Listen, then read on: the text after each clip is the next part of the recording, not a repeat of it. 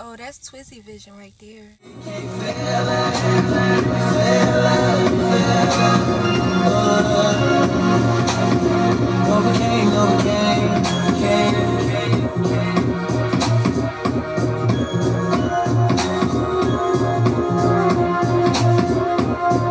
What up, what up, what up? Microphone check, yo. Welcome to another round of the Ordinary Love Show. I'm your man, Twizzy True Love, and I'm rocking with my big cuz. Manny Lightfoot. Here on AngeloLamarRadio.com. Family, welcome, welcome. How you feeling, Manny? You take a sip of my wine. Then you can ask me that. No, I'm doing good, bro. I'm relaxed. I'm chilling. That's good, that's What's up with good. you? I'm all right. I'm excited today. We have an amazing jam-packed show for you guys today. We have two special guests, Lynette and Daniel. So they're going to be sitting with us today discussing their story. Make sure you get your popcorn, turn off everything, and just listen. Give us your ears and listen. So, Manny, today's topic, we're going to be discussing through thick and thin. Through thick and thin. So, how do you feel about through thick and thin? What does through thick and thin mean to you? Because you are married. I am not. So, let's talk about it. Well, for me, man, I think through thick and thin, I think these new couples, they let somebody get hurt in an accident. They leaving. You know, they for me, I think there's more to that. Marriage should be more than that. I think, you know, if something happened to my wife, I'm supposed to be there to take care of her, and vice versa. Yeah. So that's, for me, that's what it means, through thick and thin. I agree with you. I think that a lot of people is the effort and energy. Sometimes it'd be like an imbalance when it comes to relationships. Now, everyone loves the show, the spectacle. You know, you get your likes, your comments, your posts. We're here. Our life is just so grand. You know what I mean? But behind the scenes, we hate each other. Yeah. You know, I can't stand the way she chew. she don't, you know what I mean? It's like the littlest things. You get agitated. You know, fellas, sometimes we want to take the long way home. I've been there, you know. But I think that when you find that person that you can't see yourself without, you'll just go to the ends of the earth for he or she. Mm-hmm. And I think that when you have someone that truly believes in you, that builds you up and pushes you, and not only just, you know, go with the flow with anything that you say or do, but they challenge you and they hold you accountable for your actions, I think that that's someone that you should keep around. Mm-hmm. So let's open the floor. I want to welcome our guests today, Miss Lynette and Daniel. Give them a round of applause, ladies and gentlemen. Woo! Welcome to the Ordinary Love Show. I want to say thank you guys. First of all, they're coming up to join us from D.C.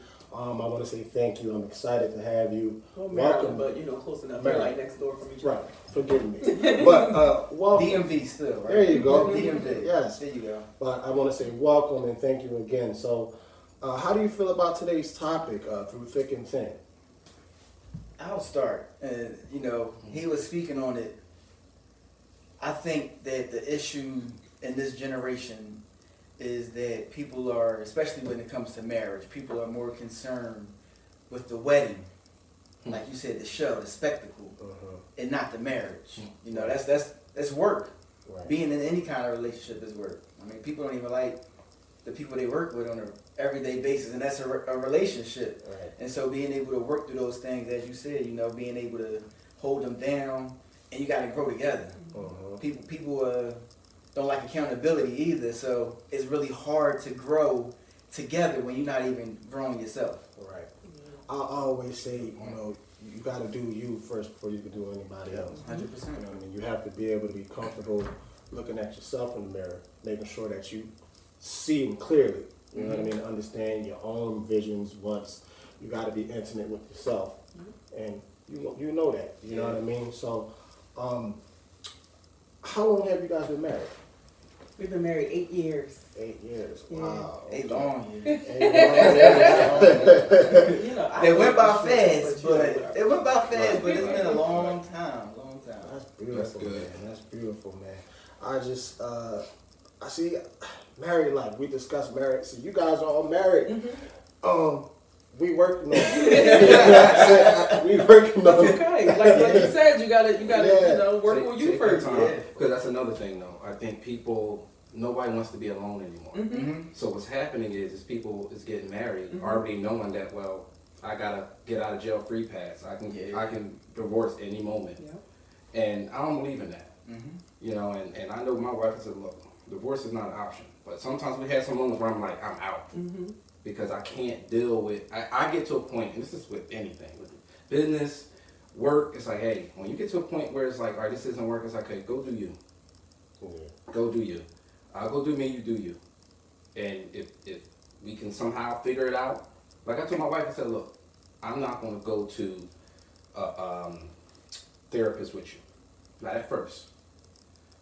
I said, I'm going to go take care of me. Let me figure out me, what's going on with me, within me. You do the same. And then we come together. I'm not sitting there while you sit there and you do start the crying thing and then we're not doing that. I don't believe in that. And that's exactly how it goes. And I'm not. It'll be a long ride. Yeah, I'm not doing that. So let me go figure out who the hell I am. Yeah. Right? Yeah. You go figure you out. Now let's bring it together. And then if we feel like if we can't work and it's not, you want to do you, all right, then you do what you got to do. Yeah. All right. That's So let's start from the beginning, right? How did Well,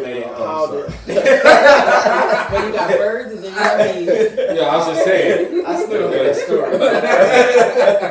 how did this love story start? How did it start? Let's go from the beginning. What happened? The love story at the beginning. The beginning, the ultimate beginning. All right, so the beginning. you can start at the beginning. So our beginning is really unique. So Daniel and I were friends for 5 years before our relationship actually began. We met on social media, kind of through mutual friends, social media, different things like that. And Daniel put up a post one day about his daughter's hair. And I said, okay, well, I do hair. And, so that's kind of how our friendship began. He started bringing his daughter over, so this was every 2 weeks we were hanging out, because she's over there, I'm doing hair, and we chilling and talking about, then the friendship grew to best friends. And all the way, years later, we were, like, we used to call each other brother and sister. That's how close we were. That's how close our relationship grew. Like, all the way to the point where the kids were like nieces or nephews. And, but not the stereotypical, Yeah, this yeah. uncle so-and-so. Oh, okay. Yeah, not that kind. No, not you that already kind. seen my face, right? Listen, I hate that. Not that kind. That's weird. That's weird. That's not what it was. I don't know how that ended. No, not Get over here, brother. No, Okay, all right. No, strictly like to the point. Okay, so for instance, Daniel would babysit when I went on dates. I would babysit when Daniel went on dates. Wow. We would come to each other and complain about what the other person was. I can't stand him because I can't stand her because Right. you know. And I'm gonna share this too. In the midst of our friendship, I got married to someone else. Yeah, like This is juicy. and The what, universe. 2 kids. And That's crazy. I had 2 kids since Since we our knew each friendship? other. Yeah. So, okay, how No, long? wait, real quick. Yeah. Like, we were friends. When Like, y'all was literally, friends, we ended now, up okay. friends. When y'all was friends, was there any moment where y'all thought beyond friendship? Like you just At want to any say, no, moment. I just want to sit on that thing. Like when you was at her house watching her kids, was you were in the room going past the hamper? Keep it real with me. No. I mean, I saw her. I mean, I had eyes, right? They work. Oh, but, okay, But alright. yeah, no, never was I'm like, just saying. yo, and it's crazy because my older brother used to be trying to holler at her goodness. all the time. Oh wow. Like, all the time. And it was like, why don't you holler at her? I'm like, no, you good? You got that? My sister. Like, I'm Wow, like, wow, trying to holler. right, It was right, literally right. nothing. My friends used to try to put us together. Like, why you not with him? Like, Right. Daniel? Yeah, I was trying to holler at one of her friends. She was blocking. So I think deep down in her mind, she kind of knew and felt something on the low. Like, she tried to deny it. But she was blocking. She was hating. I was trying to holler at one of her friends. So how long was your previous marriage? About 5 minutes. 4 months. 4 months. I just missed the annulment phase. It was one of them things, literally, I was seeking God in a new way. And so I'm like, all right, I'm searching for truth, I'm searching for myself, and I'm like, all right, if I'm gonna do this, I want to do it right. So, and it's unfortunate and stupid, but it's like I ain't having sex until we married, so we can't do nothing. And so we just got married, kind of, sort of, so like we could just have sex in a way. Right. And I'm like, all right, that's the right thing to do, but it wasn't. It was the right, wrong thing to do. Yeah, exactly. Yeah. And so it was like, literally, we went and got married the same day. It was like the old ShopRite can commercials, like all the little skeletons started doing the can dance right on out the closet. I'm like, hold up. And I'm like, this early on, I ain't trying to like give up because I don't believe in divorce even. I'm like, no, we gotta work. And it was just, she wasn't trying at all. And just things just got worse. And it was like, and she always has her feelings towards that situation because she knew all my girlfriends except her. So really? What was your opinion of the old missus? I didn't know her. That was the point. So That's like Daniel said, I met all of them. Like anybody. Because he knew you wouldn't approve of her. Maybe. Anybody that he was dating, he would bring them around. I would meet him. Hey, this is my sister Lynette. This one, just one day, he was just like, because my wife something. I said, your wife? I'm thinking he's saying like wifey. Yeah, so I didn't even know in advance. You don't. I'm thinking he's saying like wifey. And I didn't know that he was serious about an actual marriage until he started talking about a divorce. Wow. I think What happened? we wasn't together long enough prior to the marriage for her to actually get to know her. Like, she met her once, and it was just like, in the midst, it was like, it was already, all right, we engaged now, so we about to get married. But nobody came. It was one of them courthouse joints. Oh, I did that too. Like the parlor joint, yeah. Yeah, Yorkies and Yorkie. That's where I went. That's where I went. That's probably where I seen you at. I think I was there. I recognize this dude. Yeah. So okay, you go through the divorce, right? So are you just like, freedom, I'm just gonna go out here and see what's out here, or you just give yourself time to heal and try to process what's going on before you try to entertain stepping out and being out in the dating world again? So that whole situation was just a crazy situation to begin with. When we so I just packed up my car and everything, and I have kids. We have kids now. We ain't even talk about the kids part yet. It's a lot to talk about there. Right. But I packed up my car. I made sure my kids were straight. And I was just in my car. Literally, I just bounced, and I was living in my car. And my best friend, being the best friend that she is, she was like, "No, I can't have you living in the car. Just come stay in my house." I'm like, "All right." So that was it. I stayed on the couch. She still had her boyfriends. Like, it was just that kind of relationship. I was all the way with it. Yeah, it was really like, that was like the emotions. I'm just like emotions. Like, nobody believes until we really break down all of this. Like, okay, he slept on my pull-out sofa. Right. So, all right. So we gotta move it along. So when did y'all decide to say, you looking kind of good over there, Boogie? My man got pretty eyes over there, All right, I can say the short version. Go ahead, you say the short version of Vegas. Go ahead. So it was my 30th birthday, and I had just got my divorce papers finalized. I'm like, all right, I want to go to Vegas. I always wanted to go to Vegas, and I was still in my sinful ways back then. So I'm like, I'm about to go turn up. Me and my boys about to turn up. Like, all right, so it's me, two of my boys. My best friend like, yo, Nat, you trying to come roll? Like, she like, cool, I'm down. And my niece had just turned 21 not too long before that, and she came. Last minute, both my boys backed out. And so it was just me, her, and my niece. And the whole dynamic was off. Got off the plane early in the morning, like 10 a.m. in Vegas. We just went straight to Fat Tuesdays, was drinking all day, just turning up. And everything. Everything. Vegas even had some different stuff. Like the Chipotle sell alcohol in Vegas. And they had the best alcohol in Vegas. As crazy as that is. So we just turned up all day. And at that time, I was doing sports talk radio. And I actually had a show in the morning. And it's that 3-hour time difference. And I'm like, shoot, I can't go to sleep. I didn't get back to the room till like 5 a.m. I couldn't go to sleep. And so she was there. What happened in Vegas did not stay in Vegas. And it was literally nothing prior. It was just, what happened, and now we gotta go back home. And Yeah, I we guess both we're woke together up now. in bed, like, Mm. okay, That's the best. I'm just gonna keep it real with you. Now look. Everybody know my fans is that girl next door, best friend. Like, you know, like I just, you know, I've been there. but But it was just Yeah. an awkward transition because, like That Daniel wasn't in that said, space before. right, and he was sleeping on my couch. You know, my kids knew him to sleep on the couch. Right. So now we're home after Vegas, and it's like, so you want to Moving come on. upstairs? But it was still like a period of like, okay, the well, kids are. moving on up. But it's like the kids are about to get up. You Okay. graduated. You got- Household. Right. It's like, but wait, the kids are about to wake up. Can you leave out of the room and go downstairs so they don't see you upstairs? So it was just a weird transition. Right. You know? Like, wait, what is he doing coming out your bedroom? Mm. Hey, Wow. man, that's Yeah. wow. So y'all had to talk, of course. Like, what are we doing? Kinda. Like, you know. I don't even really think we had to talk. It was about 3 days later after Vegas. It was like, so we go together now. Right. And that was it. Like, That was Like, what is it? and that was my best friend, and we knew each other from all her past relationships, all my past relationships. We talked, and it was like, all right. 2 months after that, she was like, you gonna marry me?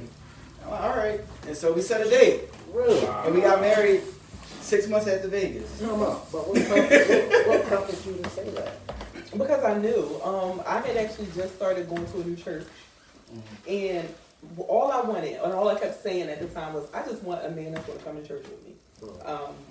I wasn't raised in a church or anything like that, but that had just become something that I desired at that point in my life. I just want somebody to go to church with me on Sunday. That was it. I always call it my trifecta. I was dealing with 3 guys, right? Dating 3 guys. I felt like those 3 guys all together made the one perfect man. We go ahead. Go on, keep Separate, going. they sucked. We just was talking about Right? that. So it was like, the 3 guys together made the one perfect man. But I remember I was getting baptized, and I invited each one, like one at a time, not all of them. But like, okay, you want to come to my baptism? No. Okay. You want to come to my baptism? No. You want to come? No. None of What those if they came. all 3 say yeah? All right, what you would have did? But I only asked one at a time, so if the first one said yeah, then Okay, okay. cool. Okay, I got it. Cause I'm sitting there, Yeah, I'm hyping all- stuff all up. that I was like, wait, I got baptized. I didn't know they gave you the option to get baptized 3 times. Like, you holy. No. So none of them came, but Daniel came. But then it was kind of confirmation when Daniel joined the church. So at the time of my baptism, Daniel was still my brother. Right. He came to the church and he celebrated with us and everything. But then 2 months later, after our relationship began, when he joined the church, it was just like, and I wasn't expecting it at all. I remember sitting on the choir stand, and I was talking to the choir director, and it was time for them to call, anybody want to join the church or whatever at the end of the service. And I'm sitting there talking to her. She looked and she said, "Girl, look, that's your man." And I looked. I was like, "Oh my God, he's coming." So yeah, that was kind of like, okay, this is confirmation. Wow. So Dan, at that time, did you have a spiritual walk with God before she, presented the invitation? I did. I Okay. did. That's what my issue was when I was trying to get back, because I had lost it and I had that feeling like, hold up, I ain't been talking to you. I ain't been like doing what I'm supposed to do. And I had in my mind, I can't even pray to you because I feel like all I'm doing now is just asking for stuff, but I ain't doing nothing for you. And so I was just trying to find it again, and yeah, You're not alone, brother. been rocking and rolling since. Y'all enhanced each other's strength in God Yeah. spiritually. And we gotta break that down. So about 2 months prior to Vegas, we decided to do the Daniel fast together. Yeah. What's the Daniel fast? I thought he was just being very vain. It's like, how you gonna just name a fast after yourself? That's what I'm thinking. I'm like, And what's then- this dude on my podcast? And then tell me to fast with you, and the Daniel fast. But it's actually a biblical fast. Oh, Daniel and the Lion. Exactly. Yeah, that's what I'm naming. Are you lucky? Because I was about to say, yo, your mic, man. Like that's too much. Yeah, so it was just pretty much in that phase of all right, we gonna do this. We're not gonna eat certain things. We just gonna pray. We gonna fast. We gonna eat certain things, and we just gonna try to grow closer to God. And we did it together. I like that. And like during that time, I think like a lot of stuff started shifting in both of us. You know, just that growth, and we were growing together, even though we weren't necessarily trying to grow together. Right. But we ended up growing together, and it was like, oh yeah. And she thought like she thought I was really being like a narcissist. Yeah. I'm like, no, like ask somebody. Like it's a real thing. It's a real thing. Beautiful, man. That is. That's beautiful. So, you have an underlying condition. Do you care to present it? Sure. How? Because I'm curious. I want you to lead it because I got a slew of questions. Yeah. I want you to lead it off with it. That's fine. So- Yeah, so it was November 18, 2008. I was diagnosed with HIV. Excuse me.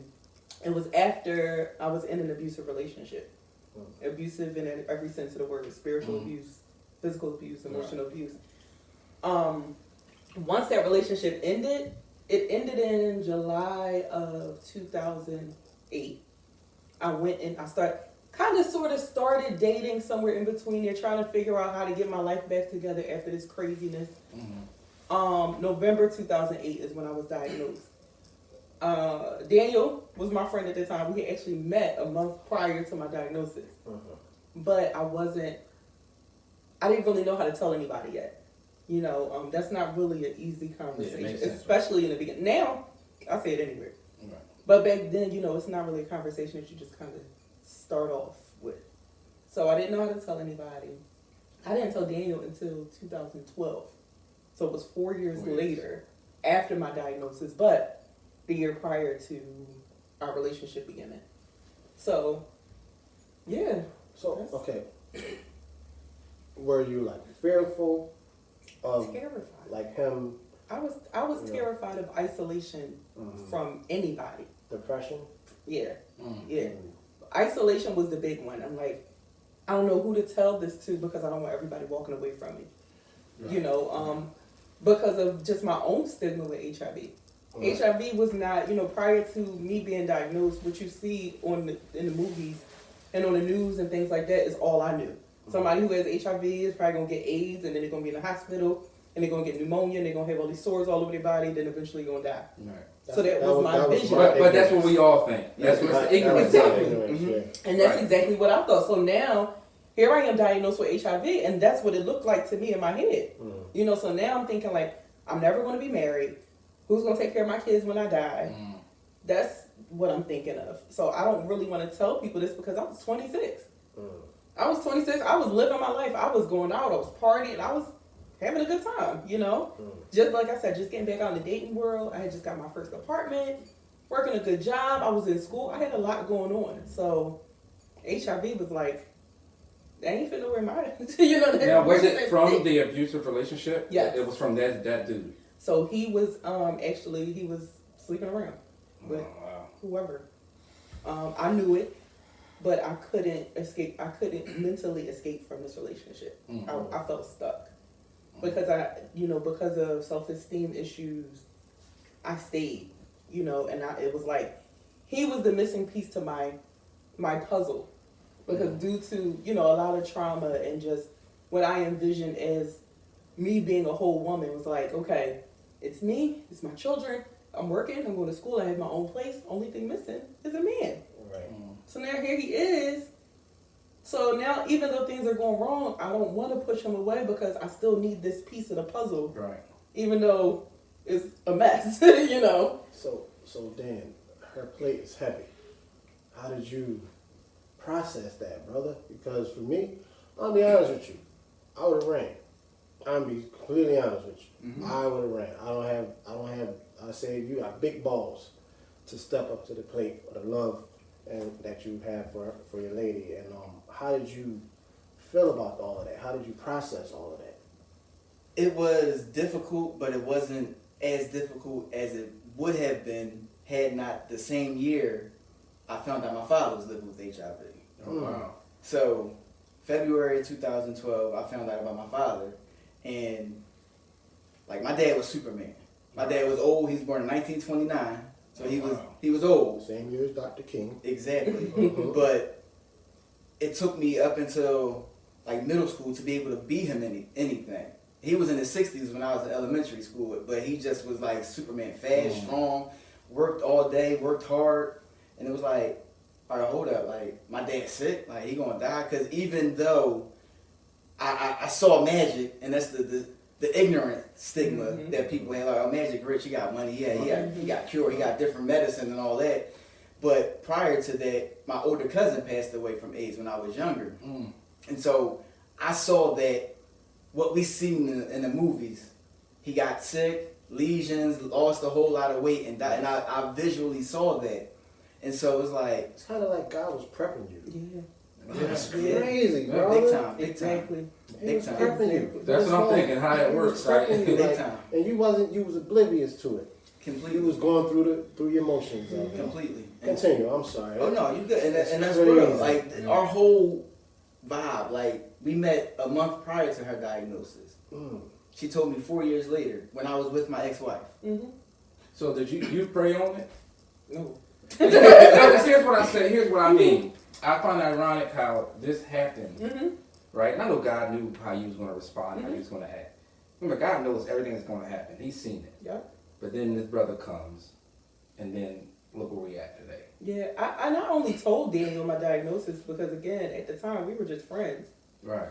But I only told him my diagnosis because we went to the AIDS walk. I was interviewed there. The following day, it was put out in the Enquirer, the Philadelphia Enquirer, and it was put on Philly.com. Really? So you know that those are big, like big platforms that a lot of people Full see. name in it and everything. And it's, because the reporter came to me, asked me why I walked. I said I walked because I was diagnosed. I said all this stuff. Not thinking of even asking who this person was or anything. A couple people reached out to me the next day like, is this true? I see this article about you. I'm like, oh, are you kidding me? So I actually used that as a way to disclose to several people. I took the link and I sent it as a text to some people, Daniel being one of them. And it just said, hey, read this.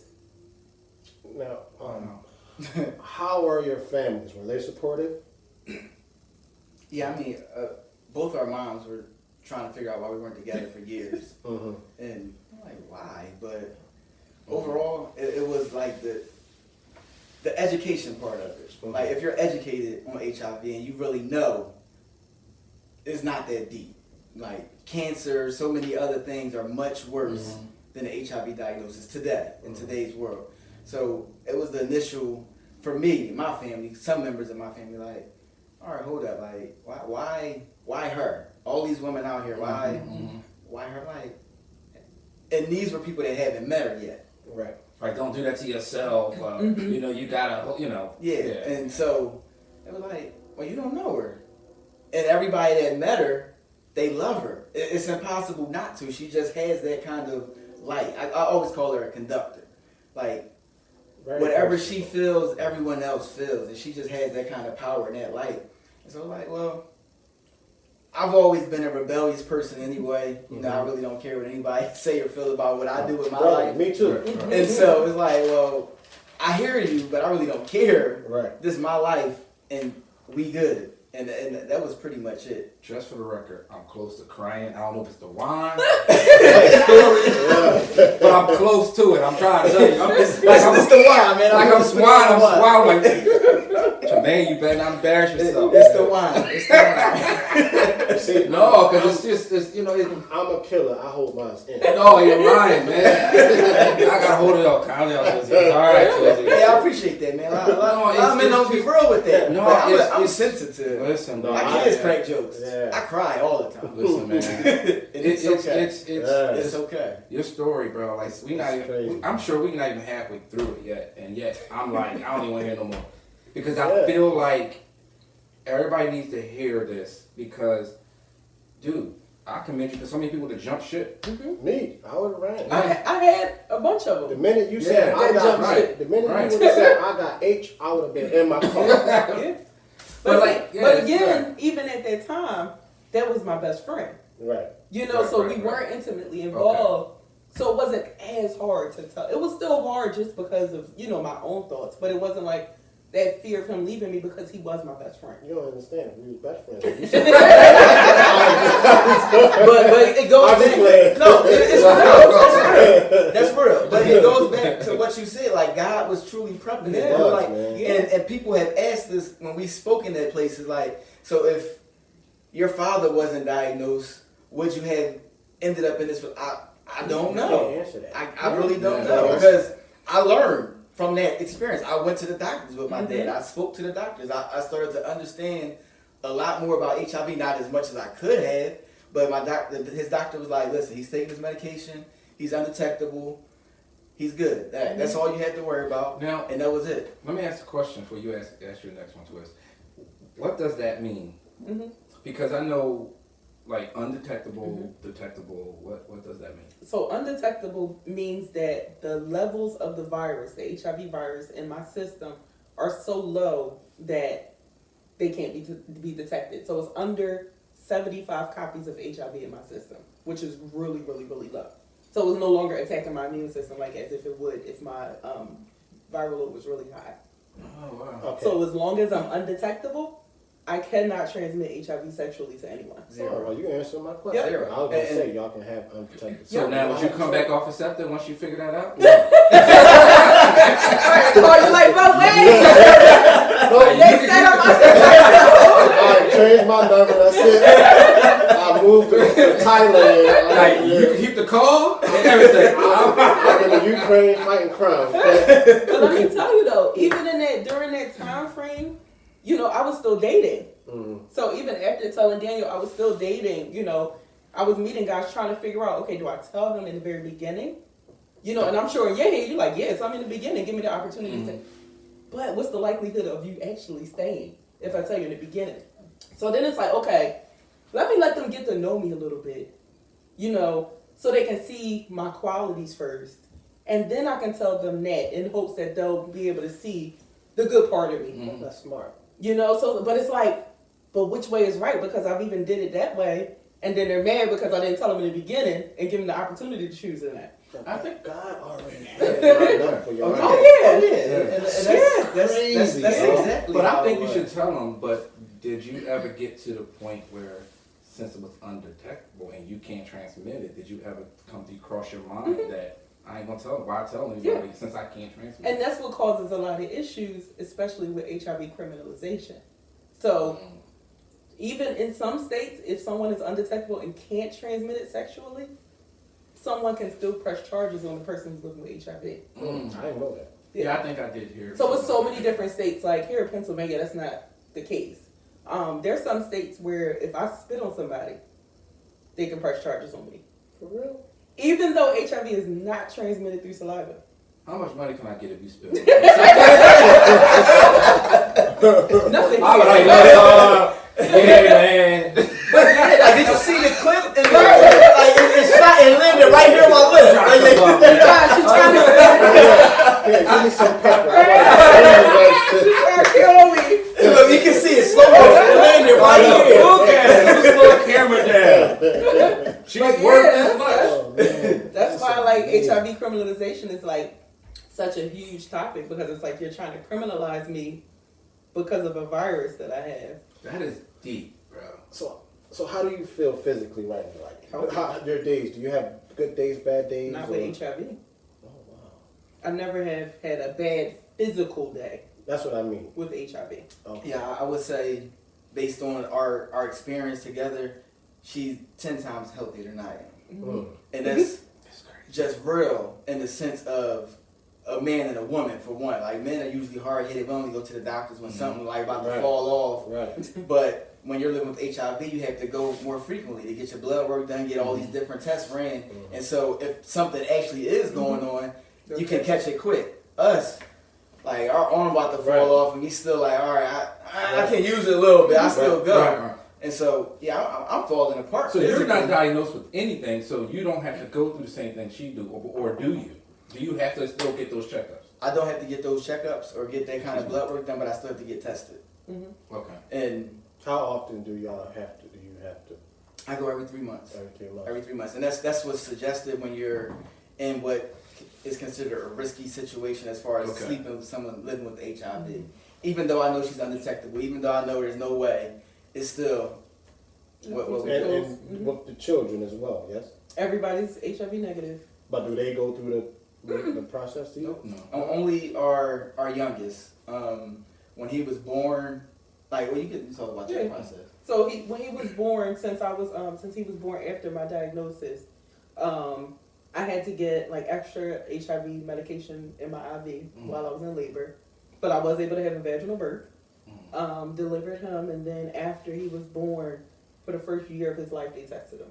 Okay. He's HIV negative. God bless you, man. The first 6 weeks, we had to give him medicine as well, Yeah, just in case. But he had extreme reflux. acid reflux, so everything came up all the time. So it's like, well, he ain't getting it for real, but Right. everything came up. So That was even a fear for me. You know, it's like, what if he does have it? What if he does have HIV and he can't keep this medicine down? And he's throwing it up. So like, I was a mess in the Yeah, beginning. what with you him. do a lot. That's tough. I was a mess in the beginning with him. Well, yeah, she it was so much so that she couldn't even go to the doctor's appointments no more. Yeah, I couldn't Like, take I had him. to go by myself with him because she just Right. couldn't deal with it. It was crazy when I first had. You know how when you had your first kid and they checked all of us, made sure to see if we had anything. I almost passed out when she came back and read the results. I had no reason, but I've been out there. You know what I mean? My wife hadn't, and she didn't know of some of them. it's like I'm edited, but we play. It's funny because we play Russian roulette with ourselves Yeah, every we day. do. Every day. And I'm gonna tell you, it's tripping me up because I'm just if I would have seen you like at a gas station and would approach you look perfectly yeah. normal. Like, hey, I would have, and not have a clue. That is amazing. It's no Let look. me tell you, That is amazing. after my diagnosis made me turn up. Okay, Yeah. where some people it chilled them out. Yeah. I'm just stay home, be secluded, and not date. I wanted the complete opposite because I wanted to turn into that girl that you wouldn't look at and think HIV. So I was going to the club. I'm dating. I'm drinking. I was the party girl. You know the $2 Tuesdays, Thirsty Thursdays. every day. And I was babysitting. It was my baby. And I was babysitting. Seriously. My man, he said like this, burping the baby. Right. and I'm out at the club. She at the club, he's burping. Yeah. Yo, that is Seriously, but amazing. I didn't want to be that girl. I didn't want you to have any type of thought that I may possibly have HIV. That is So. amazing. So let's graduate to your business ventures. I want to speak on what you're doing presently. The both of you, if you care to share, you know what you guys have going on. I'm sure you make several speeches around the area and whatnot about y'all situation and stuff like that to shed light to ignorant people such as myself, as well as the Twizzlers and Twizzlets out there. So, care to share, you know, what y'all have going on to the Or They Love Show audience. Yeah, you can start since we on that topic. So yeah, I have a whole bunch of stuff going on. But Give it to us, all of it. I want to know. the main things, the main things are one, I just started my pre-sales for my book. So this is my very first book that I'm releasing. It's a memoir called From Diagnosis to Destiny. So that'll be officially released on April 9th, which is also in celebration of my 40th birthday. God bless you. Man, that's God bless you. so we getting a free Are you having like a release party? and I'll stuff? support I am having a release All right, party. well, I want to be invited. Yes, wanna I will do make sure you good. have the Yeah, that's information. cool. I'm Please having do. I will support. I will Yes. buy a copy. Thank you. Continue. Yeah, so I'm having that release party, so you'll get to see all of the deep details of that journey from my diagnosis and a little before. So Wow. You said from from diagnosis diagnosis to destiny. to destiny. I love that. Mhm. Okay. And I also have a nonprofit called IMU Inc. Mm-hmm. And IMU we serve women who are living with HIV. Okay. Mostly doing a lot around like peer counseling, peer support. We're also going to be starting programming for high school students as well as women who are recently diagnosed with HIV. Just kind of teaching them HIV 101, you know, because just because you've been diagnosed with HIV don't mean you know anything about HIV. You know, so teaching them exactly what it's doing to their body, teaching them how to go about disclosure, how to navigate relationships, different things like that. So, and also teaching those who support them. So we'll be doing services for with couples, with significant others, with children who are impacted by HIV, various things like that. You want to talk about camp? No, you can finish that. Okay. We also volunteer with a camp called Camp Bright Feathers. Okay. We've been doing that since 2013. Mm-hmm. And Camp Bright Feathers is a camp. It initially started as a camp for children who were impacted by HIV and AIDS. So some of the children then were, or even now, were diagnosed with HIV, and some come from families of someone who was diagnosed with HIV. But now, thankfully, it's not a lot of children who are impacted by HIV. So they've opened it up to children who are impacted by violence as well. So I want to be you guys when I grow up. I'm just keeping it real with you. Like, and I'm putting it out here right now. I want to get involved in the walk what you guys are doing. I want to be involved in camp. I want to be involved. I'm putting it out there right we now. always we need men. need more men. Always need positive men. I just need $2,000 down a day.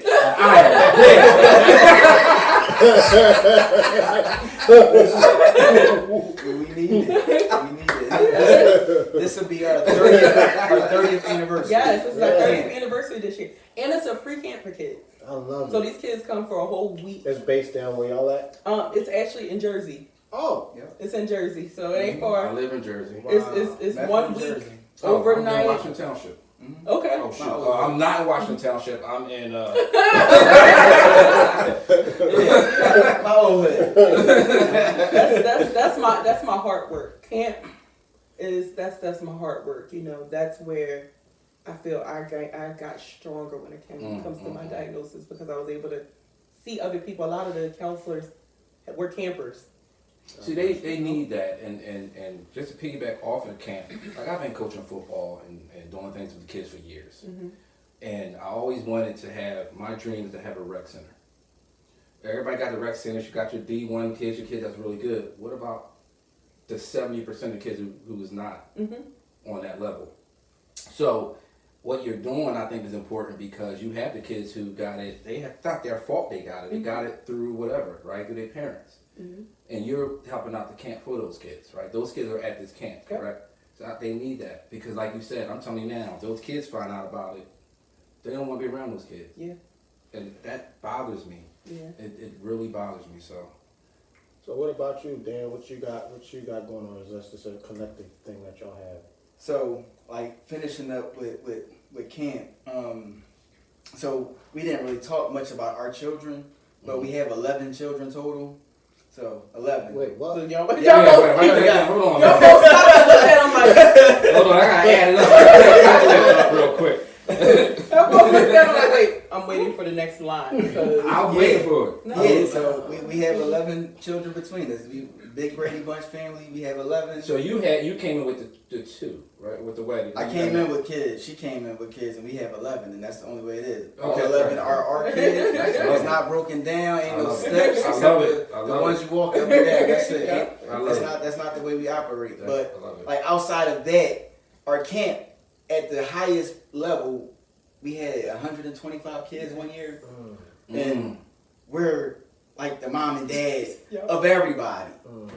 And so 3 of them just left our house last week. Wow. Yeah, so we have hundreds of kids. Like, we're gonna You guys are awesome. break it down in reality how it is, and So okay, it's real. all right, it's school time, right? So what time do y'all get started? Your day? Who does what? 6-ish. 6-ish. So, I'm a snooze buttoner. Me too. So, you know, my first alarm goes off at 5:50. I usually get up about 6:25 or 6:50 because Yeah. 6:25 is when the first 2 kids get up for school. Well, when the middle school age kids, they get up for school at 6:25. The first 3 kids. I don't know how many it is. Some of them kids get up at 6:25. The good thing is, my kids driving crazy. I'm dropping them off. Some of them get up at 6:25. So sometimes I'll get up. Sometimes Daniel will get up. If Daniel gets up that morning, then I get up at 6:50 because I have a 7 o'clock personal development call that I get on every morning at 7. So yeah. Yeah, so I'm usually up early with the kids, making sure they getting them ready for school. They older, middle school, high school age, so it's like, all right, y'all awake. Cool, do what you got to do. That's it. And then the younger ones, we wake up a little later because they go to school a little later, and just watch them a little bit more, make sure they good. And we only go down to 5 in the house now. Mm-hmm. Down to 5 in the house. Our oldest will be 23 in a couple months. Oh, wow. So yeah, our oldest kids they're grown. They out. That's good, bro. They out living. So me, I wrote a book. What was that? 2020. I wrote the book. I didn't release it right away. I was just holding on to it. But it's what's it called? The 5 a.m. Mindset. So the 5 a.m. mindset, and that arose from my study of successful people, like whatever level of success that people have for their personal beliefs. Right. I studied successful people, so pastors that was doing things like Eric Thomas, Oprah, all these big people, and a lot of them I found were early risers.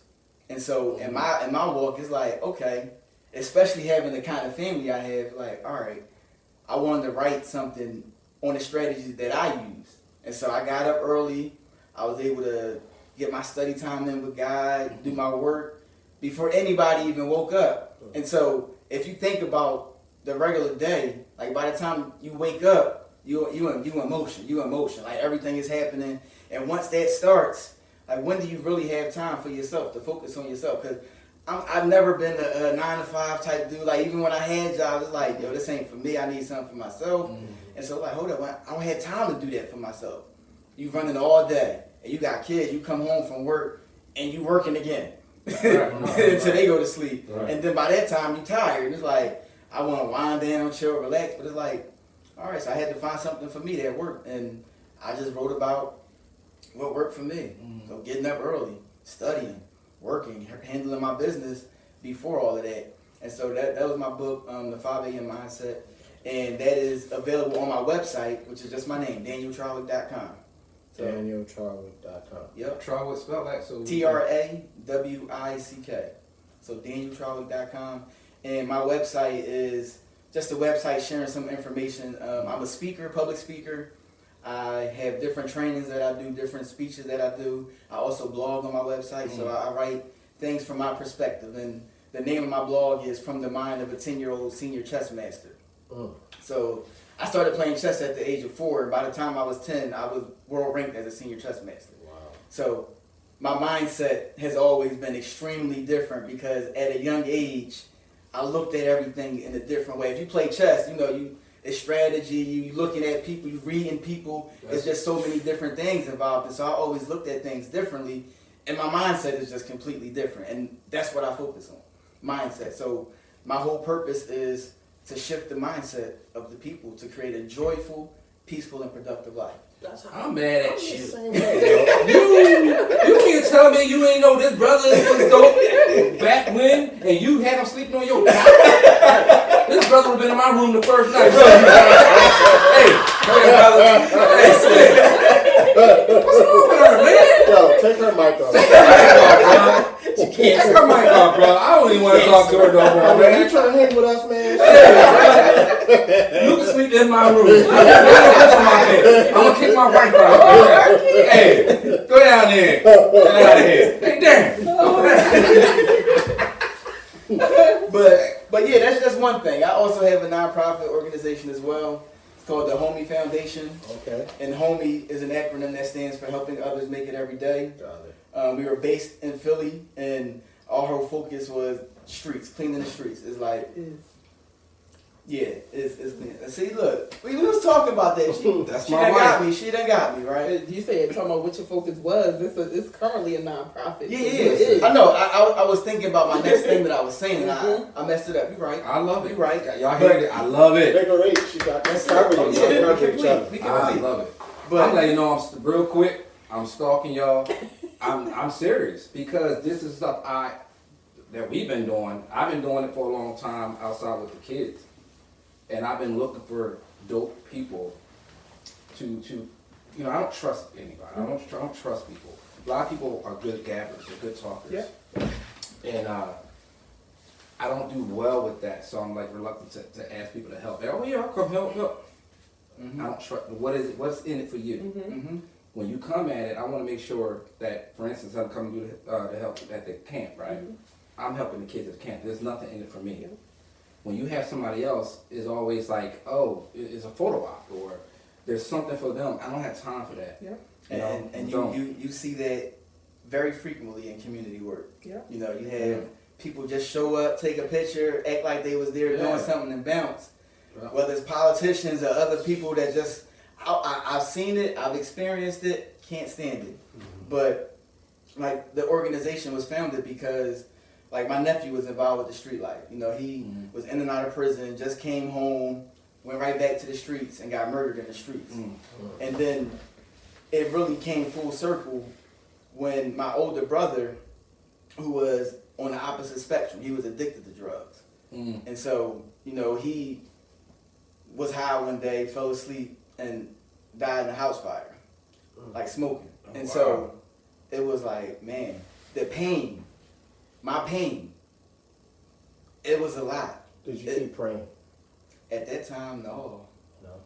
No, not in the beginning. I like in the middle phase of when those deaths occurred, that was when I was seeking God again.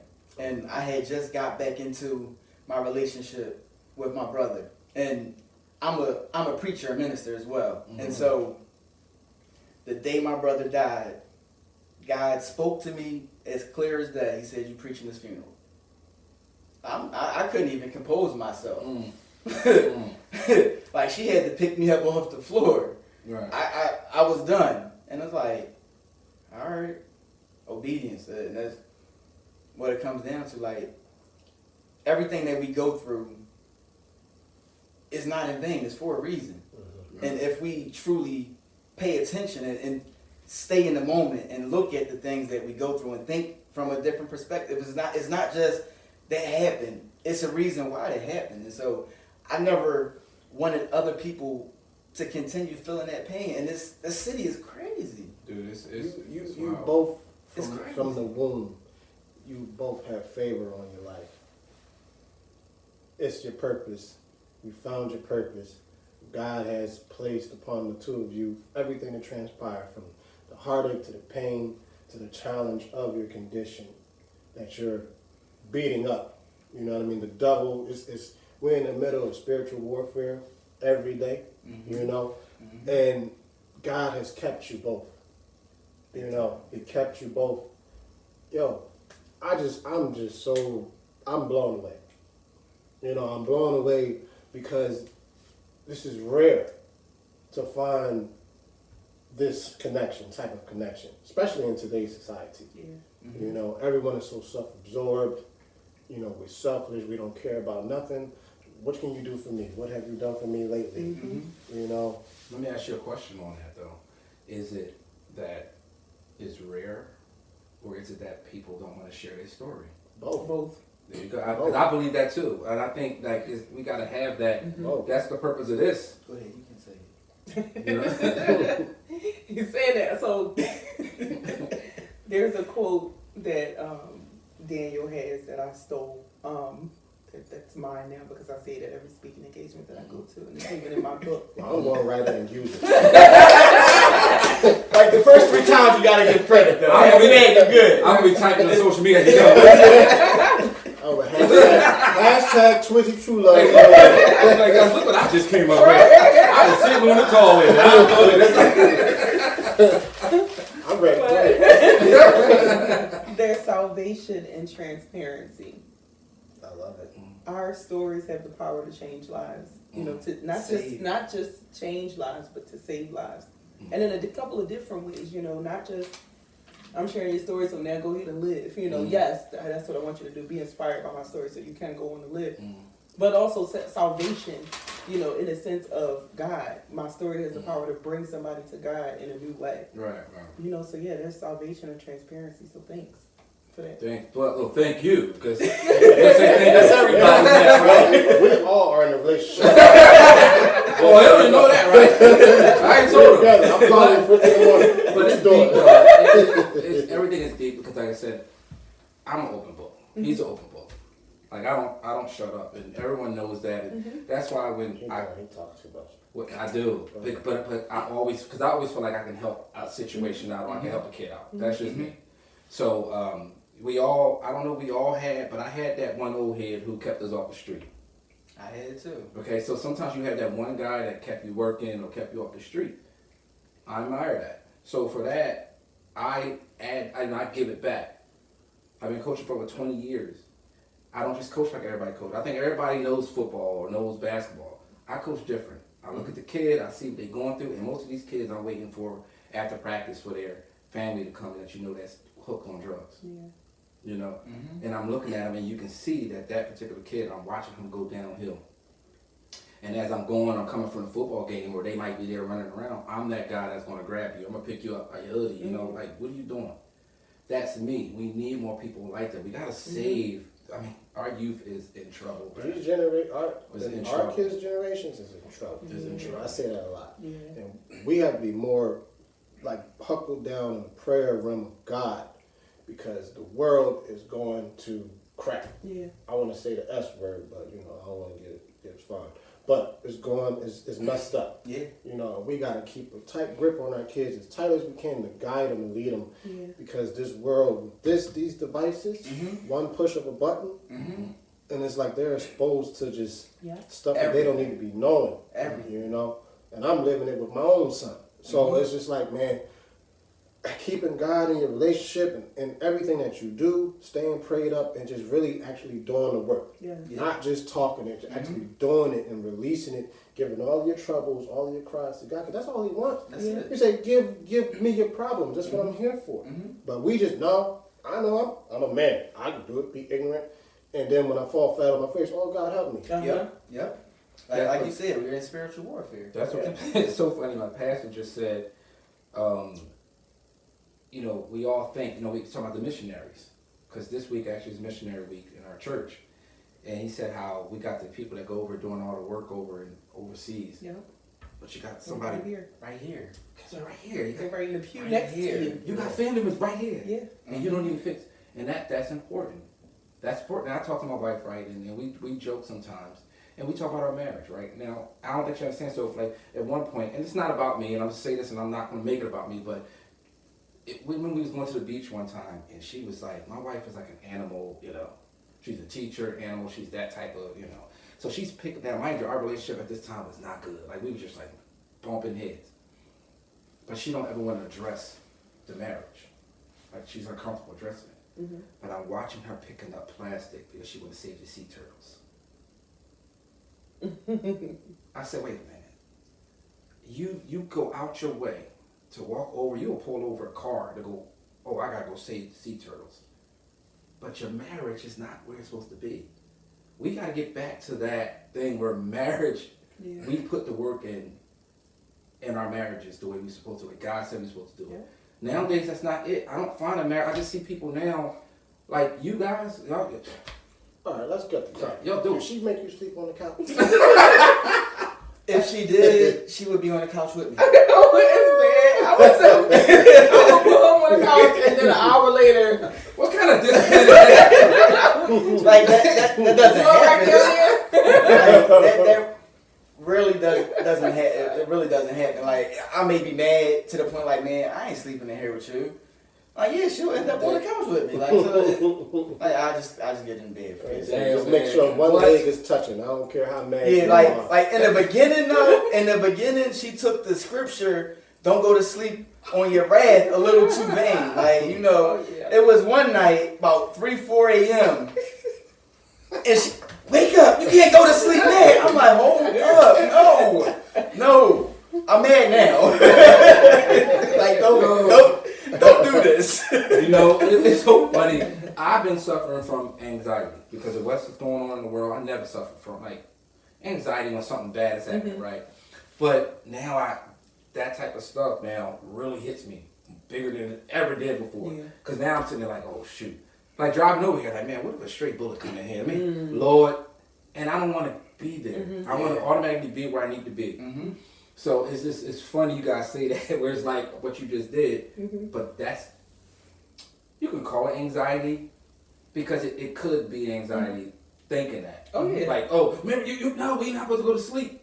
So I just think that, you know, I just think that we gotta try to fix those things before we get to that. Yeah. And that's hard. It's not easy. Oh yeah, it's work. It's just work. It's definitely work. You know what I mean? I don't have the answers to it. I've been with my wife over 20 years. I don't.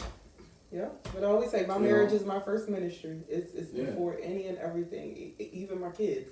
And we're It's supposed to be. Yeah, Yeah. and some people can't digest that, but my marriage is first. This is what God put together, you know. So if this is not right, nothing else. I can't put my energy into anything else, you know. Trust me, I just No. argued with my 20-year-old yesterday. Yeah, not my business. About Not that. if me and my husband are going through stuff and my kid says, "Well, I'm sorry, but give me a second. Let me get this together so we can get on the same page, She's solid. and then we can focus on you." She's solid, brother. Yeah, I know. You know? I know. And No, you I'm good. yeah. I'm Yeah. good. I'm good. I'm mad at him, bro. I'm sick of you brothers with white eyes, bro. I'm tired of it. You know, we just Because a I big have boys, you know no, what I mean? bro. When y'all not around, my eyes are like. I swear to you, my whole life, pretty eyes. Y'all come then around come here. around and you just regular. Yeah, I'm my change regular. color. You know, they gray, Yeah, blue, man, my kids green, are like- little hazel, little orangish. and Pretty then- eyes. No, y'all dope, man. Y'all solid, man. Well, we gotta announce the show. If y'all want to tune in with us regarding this topic as well as various other topics, yes, I'm reading from the sheet again because I don't know the number. You can reach us at 347-878-TRUE-LOVE-3. That's 347-878-5883 here on AngelaLamarRadio.com, and we are speaking to Miss Lynette and Daniel. The topic is Through Thick and Thin, and it's just been a hell of a ride sitting here with you guys. Can't wait to have breakfast tomorrow, and we further continue our life together. Oh, they don't even know, bro. Tell Junebug and Pee Wee. No. You know, I'll be over there. They said they get up at 5 a.m. 6 a.m. Hey, yo, what y'all doing? I need y'all to pray for me. Listen, man, listen. I'm so happy because, like, to start off our year show and start off things and to have you guys on here, and for the audiences to hear this is big because forget the audience right now. Manny Lightfoot said that. Forget the audience right now. But I'm saying this is therapeutic for me. Like, what you guys are helping me out. And I've been married. Mm-hmm. I'm 42, be 43 years old this year. Damn. I know, right? but my point is that I've always been about love. I'm a romantic guy. I don't show it all the time. And the reason is because of everybody like that their marriages is like perfect. My marriage is not perfect. I have a good woman. But there's some things, you know, we gotta figure out, you know, by ourselves. Yeah. And I think that's important. Sometimes we keep thinking that we gotta try to, some things you gotta figure out together. Mm-hmm. But I gotta make sure I'm bringing the best version of myself to you. Yeah, completely. And that's what I've been doing. And I think what happened this last few years with the stuff that's going on in the world, I had to really, like, some numbers wasn't right with my son one time, like blood work. And it was like, everything was hitting me at once. I'm like, all right, Jermaine, you have fallen off where you're supposed to have been spiritually. I've always been in the church. Both of us, we all been cramped up in that car going to church. Yeah. And I said, you know what? I keep asking everybody, what do you want me to do? What to do? Where should I be? I'm not pray. Like, that's the number one thing, but I'm not doing. Yeah, talk to him. So I remember I was out working. I said, you know what? Forget this. I went home in the middle of the day, and I just prayed the entire time. I said, I got to go back to what I know. Mm-hmm. Forget specialists, and let me go back to what I know. Yeah. Because, dang, I never had to suffer from anxiety. Now I have to go to the doctor and go to a therapist. Never did that. Because I always went to God. Now because now that feeling. Mm-hmm. Now I got anxiety medication for, claustrophobia, basically. I can't be in tight spaces, and but it's getting worse. I can feel it. Then I feel like the relationship with my kids are getting older. And like I said, I had a talking with them yesterday. And it's like, I'm trying to prepare him. And my point is, you feel like everything is hitting you at once is what I'm trying to say. And I think it's important that everybody needs to know that, hey, yeah, we all go through this. Even a solid person, like you guys, the stuff you guys already explained this whole hour, what that you went through, bro, I can't imagine going through it. I wouldn't. I've been in the Ukraine. I don't have access to my phone. You can't call me.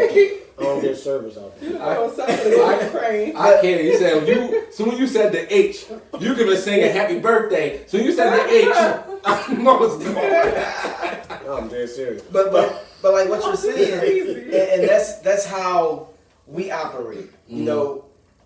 And there have been points and times in our marriage where we get too busy, caught up with busy, the kids running around doing this, our issues, and we forget to put God first. And we can always see the impact of when we're not that 3-strand cord. When we lose our connection to God, all heck break loose. God is no joke. And so it's like, all right, we see it. All right, we got to get back on this. God is no joke. God is no joke, man. Like, hold up. And it's what you doing? You think y'all doing something for yourself? The two of you, if one is lacking, the other is there to guide you back. Yeah, and we do it. Awesome. We know how to do it in love. You know, that's awesome. And it's never about you did this. One of the best things you spoke about therapy. Excuse me, spoke about therapy. One of our marriage therapists told us, it's not you two against each other. It's you two against the world. So no matter what the issue is, I don't care. My hair, I feel like my hair ain't looking right today. That's our issue. You know, right. Or if this kid is acting up, that's our issue. So we have to talk about it and figure out how together we're going to fix whatever this issue is. Because I don't have an issue without him. Same thing with the other way around. One flesh. He don't have an issue without me. Let's figure this out together and let's attack this together. We're going to ask when you go to the bathroom. But she over there bragging talking about y'all got hair issues. Me and him bald. We ain't got no hair. She was talking about something. I know. She did throw that in. I'm ready to flip this whole and he over there like this, shit. Make me sick, man. Yeah, my hair down. My bad. Man, I'm deleting this whole show. No, you got and we got to really get back to that as a people. And that's one of the main things with my nonprofit, the village. We lost the village. I don't know when, but I know when I was growing up, listen, if I got caught out there doing some dirt, I was going to get beat by my neighbor. By my neighbor. Shout out Miss Butts. Miss Butts. Listen, and then we needed that. Now these kids out here just reckless. And you can't even say nothing to them. And the parent, don't talk to my... Like, no, we need that. We lost it. Oh, man. We lost it. That's a whole other show. Like that snitching neighbor always in the window car. We need that. Right. And we don't have it no more. And I think a lot of the issue besides that is back in the day, more people actually owned their homes. Right. And so if you got people renting in and out of the neighborhood, don't nobody know each other. You don't have that time to really build that. The blocks was a neighborhood. It was a relationship. It was a family. It was a family. Literally. It was I missed that. And I said that when, like, one time, like, my mom passed in 95. And, you know, all the people from the block, that was family to me. When I got older, it was, you know, I didn't see some of the people from the block. But I went to a funeral. And I'm seeing some of the people who I hadn't seen in years. But when I heard their voices, I heard my mom. And I'm telling you, all the emotions hit me. I heard Roz and like all my people from the neighborhood too. And I just heard my mom because the last time I heard them all, my mom was present. So I just missed that. I'm living in Jersey and I'm telling you now, I might say how about my neighbors. That's it. I have no idea who lives next door to me. Yeah. That bothers me. It bothers me, but I miss that intimacy that we used to have. The village, man. It takes a village. But right now the world is where it is. But and here's what I'm afraid of, and my pastor spoke on it. Like, we're losing this battle. We're losing this battle because we got these new Christians. Do you understand what I'm saying? We got these false this thing. You know, I've been really deep into what I've been looking at, and I've been doing a lot of research because I didn't lose faith, but I lost can I describe this? I was at I don't think it's like you saying like losing faith in God, but losing faith in the church. the church. I lost faith in the church.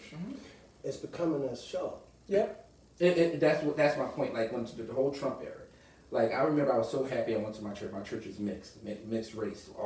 Every nationality is in my church. My wife is biracial, so my kids are light, and I'm like, I want them to see. And I remember going there and I'm watching everybody walking out because it was a new church. We got there too late. We didn't know when they ended. So I've been going to church for over 10 years. The whole Trump era happened. Now, what I'm telling you, I felt welcome. They represented everyone well. This church, all the little extra stuff that goes on wasn't going on. People wasn't running up and everything. I heard the word. And the Trump era happens. And oh my goodness. The stuff, like the people who I was in your homes, I felt like we was together. It all went sideways. I was hearing things, the messages that certain people were saying. And it again, to try to end that, like I said, I don't want to make that about this. That's a whole other show. But just get context on it. It made me like what's going on? Guys, that's gonna be a lot of false prophets. Gonna be a lot of I'm like, what's going on? That's it. So what I've been really big on is like, okay, Jermaine, when you're a kid, you go to church because you was told to. You listen because you're told to go to church. And as an adult, you go, you still kind of not doing it on your own, but you're just going, For the first time, I'm like, you know what, dude, you got to do the work. You got to go do the work, bro. And that's where I've been at as of late. So, that's all I got to say on that. But yeah, man, it's tough. I spent 2 years in seminary, and I'm going back, so I get it completely. I get it. Well, I'm not gonna keep you too long, okay?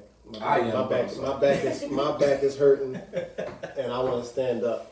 But I want to say, Daniel and Lynette, thank you guys from the bottom of my heart for coming on the show, fellowshipping with us, sharing your story. You've inspired me. Stassi gave me a rundown of you guys, and I'm just like, man, I was intrigued by actually seeing you guys in the flesh and listening to you. Truly a true inspiration, the two of you. And I look forward to just, fellowshipping with y'all going forward. Maybe we can, come up with something and do something together collectively. But I just want to say thank you. Thank you. And it's appreciate been a pure joy. And you're welcome to come back anytime you want. I'll be there for breakfast in the morning. You know what I mean? But I want to say thank you. We're going to wrap this up, guys. Listen, to tap in with us regarding this topic, you can reach us at 347-878-5883. That's 347-878-TRUE-LOVE-3, AngelaLamarRadio.com. Also, I'm going to be posting this interview on YouTube, at True Love on YouTube, Facebook, at Antoine Blunt, Instagram at Blunt Antoine. What are your social media handles so the audience can possibly reach out to you? You can find me at LYNETTE.Trawick, TRAWICK is my last name on Instagram. Okay. Yep, and me, Daniel Trawick, on every platform, and DanielTrawick.com. Get in touch with me. That's my name. Just keep it simple. There you have it. All right. I hope Daniel's and Lynette's story has reached out to those people that feel like they don't have an outlet. It's okay to speak about what you're dealing with, what you're enduring. It's okay. It's not good to hold it in. Always let it out. And remember, y'all, love the love and make sure the love is true. Until next time, I'm your man, Twizzy True Love, and I'm rocking with my big cuz. Main man, Lightfoot. Ordinary Love Show here on AngelaLamarRadio.com. Peace and love, y'all. We gone. Peace. It's a wrap. Hey, stand up, give me a hug. I want to say thank y'all. That was good. Thank you so much. Oh, thank you. Thank you so much. I thought I had my life figured out. I don't know.